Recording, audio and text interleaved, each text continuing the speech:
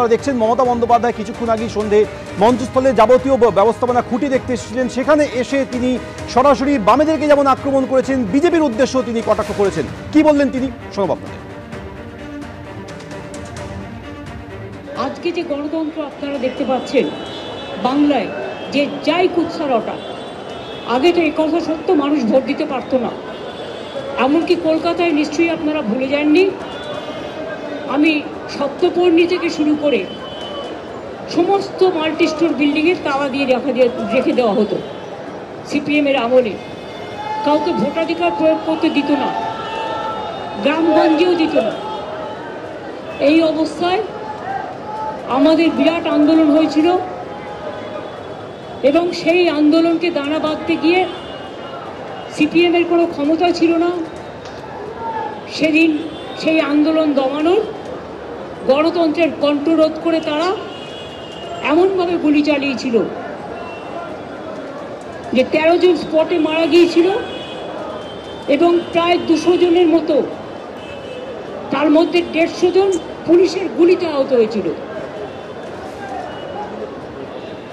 দাবি ছিল একটাই, no ID card, no vote. এবং সেশন নির্বাচন কমিশন হওয়ার পরে ডাবল ইঞ্জিন রাজ্যগুলোতে বিজেপি কাউকে ভোট দিতে দেয় না। আর সিপিএম শাসিত রাজ্য তো পশ্চিমবাংলায় আমরা হাতে নাতে ফল পেয়েছি। তাদের আবার বড় বড় কথা, কত ভাষণ দিয়ে বেড়াচ্ছে সোশ্যাল নেটওয়ার্ক তৈরি করে। পয়সার কোনো সীমারেখা নেই। কাজেই লড়াইটা কিন্তু লড়েছিল আমাদের সহকর্মীরা। আর এখান থেকে এবার আপনাদের নিয়ে যাব সেন্ট্রাল পার্কে, যেখান থেকে রয়েছেন আমাদের প্রতিনিধি সৌমিত্র। সৌমিত্র, দেখাও সেই ছবিটা। দূর দূরান্ত থেকে তৃণমূলের নেতা কর্মী সমর্থকরা আসছেন। পাপিয়া, দেখো, একদিকে ধর্মতলা ভিক্টোরিয়া হাউসের সামনে যখন তৃণমূল নেত্রী মমতা বন্দ্যোপাধ্যায় তিনি এসেছেন, অন্যদিকে এই সেন্ট্রাল পার্কে এসেছেন তৃণমূলের সর্বভারতীয় সাধারণ সম্পাদক অভিষেক বন্দ্যোপাধ্যায়। তিনি ঠিক ঘড়ির কাঁটায় 6:30টার সময় এই সেন্ট্রাল পার্কের যে বইমেলা প্রাঙ্গণ সেখানে তিনি এসেছেন। এসে পুরো যে বইমেলা প্রাঙ্গণে যেভাবে আগামীকাল 21শে জুলাইয়ের উদ্দেশ্যে এখানে উত্তরবঙ্গের 6টি জেলা তৃণমূলের কর্মী সমর্থকদের থাকার এবং খাওয়ার ব্যবস্থা করা হয়েছে, সেই পুরো সেন্ট্রাল পার্ক তিনি ঘুরে দেখেন। তার সঙ্গে ছিলেন এখানকার বিধাননগরের বিধানসভার বিধায়ক সুজিত বসু ছিলেন, কৃষ্ণা চক্রবর্তী ছিলেন, সায়নী ঘোষ ছিলেন এবং তৃণমূলের অন্যান্য নেতৃবৃন্দরা ছিলেন। এই মুহূর্তে তুমি ছবিটা দেখো, আমার ক্যামেরাপার্সন সুবীর রায় দেখাচ্ছেন যে এখানে যে সেন্ট্রাল পার্কের যে ব্যবস্থাপনার তদারকি তিনি পুরোটা ঘুরে দেখেন অভিষেক বন্দ্যোপাধ্যায়। এবং তারপর আমরা দেখতে পাই যে যেই মুহূর্তে অভিষেক বন্দ্যোপাধ্যায় এই সেন্ট্রাল পার্কে প্রবেশ করেন, তারপরই এখানে যে হাজির তৃণমূলের কর্মী সমর্থকরা যারা গতকাল থেকে এখানে আসতে শুরু করে দিয়েছেন, তাদের মধ্যে উৎসাহ উদ্দীপনা ছিল চোখে পড়ার মতো। এই মুহূর্তে অভিষেক বন্দ্যোপাধ্যায় তিনি বেরিয়ে এসছেন, আবারও তৃণমূলের কর্মী সমর্থক তাদের উদ্দেশ্যে হাত নাড়ছেন, তাদের সঙ্গে কথা বলছেন। এখন দেখে নেওয়া তিনি কিছু বলেন।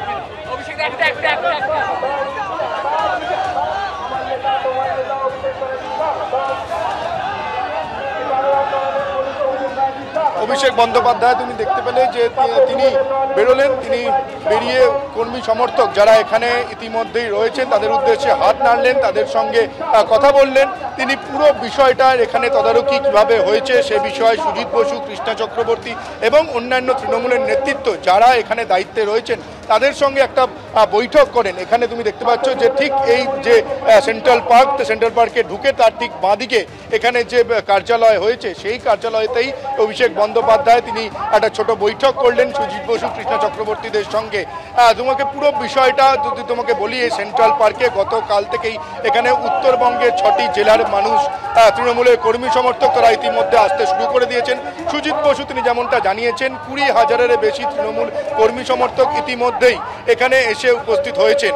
তাদের টার্গেট রয়েছে 25,000, অর্থাৎ আগামীকাল 25,000 তৃণমূলের কর্মী সমর্থক উত্তরবঙ্গ থেকে যারা আসবেন তারা এখান থেকে ধর্মতলার উদ্দেশ্যে রওনা দেবেন। তাদের যাওয়ার জন্য বাসের ব্যবস্থা রাখা হয়েছে সকাল 8টা থেকে 10টা পর্যন্ত। এই 2 ঘন্টা নির্দিষ্ট সময় অন্তর অন্তর কিছুক্ষণ সময় অন্তর অন্তর এই সেন্ট্রাল পার্ক থেকে বাস ছাড়বে, সেই বাস নিয়ে যাবে ধর্মতলাতে। একেবারেই সৌমিত্র, অর্থাৎ বিভিন্ন জায়গায় যেমন তৃণমূলের কর্মী সমর্থকরা এসে উপস্থিত হয়েছেন, তাদের থাকা খাওয়ার যাবতীয় ব্যবস্থাপনা করা হয়েছে। অন্যদিকে কিছুক্ষণ আগেই ধর্মতলায় গিয়েছিলেন তৃণমূল নেত্রী মমতা বন্দ্যোপাধ্যায়। সেখানে গিয়ে তিনি আগামীকালের 21শে জুলাই প্রস্তুতি সম্পর্কে কি বলছেন, প্রশাসনিক ব্যবস্থা নিয়ে কি বললেন শোনান।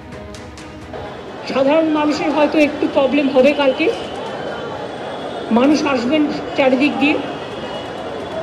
ইতিমধ্যেই প্রায় লক্ষাধিক মানুষ এই বর্ষাকে অতিক্রম করেও এসছেন, পাহাড় থেকে জঙ্গল, জঙ্গল থেকে বঙ্গোপসাগর, সর্ব জায়গা থেকেই কালকেও সব জেলা থেকে আসবে এবং সকলের সহযোগিতা প্রার্থনা করছি এবং সবাইকে বলবো প্রশাসনকে কোঅপারেট করুন এবং প্রশাসনকেও বলবো প্লিজ লক্ষ্য রাখবেন যেন মানুষকে যারা দূর দূরান্ত থেকে বাসে আসে তাদের যেন 3 কিলোমিটার আগে দাঁড় করিয়ে দেবেন না।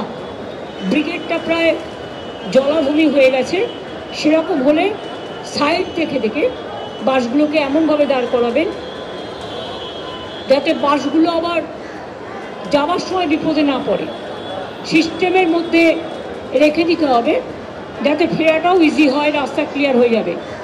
আর বেশি জলের মধ্যে ঢুকলে কাদায় গাড়ি আটকে যেতে পারে। ট্রাফিকের যারা আছেন তারা শুনছেন, কাদায় গাড়ি আটকে গেলে কিন্তু গাড়ি তোলা যাবে না, এটা মাথায় রাখতে হবে। না না, এটা সাইডে সাইডে করে দিতে হবে, একটা সাইড করে, যেখানে দেখতে হবে ইট ডিপেন্ডস অন, যেখানে শুকনো জমি থাকবে দেখে নিতে হবে।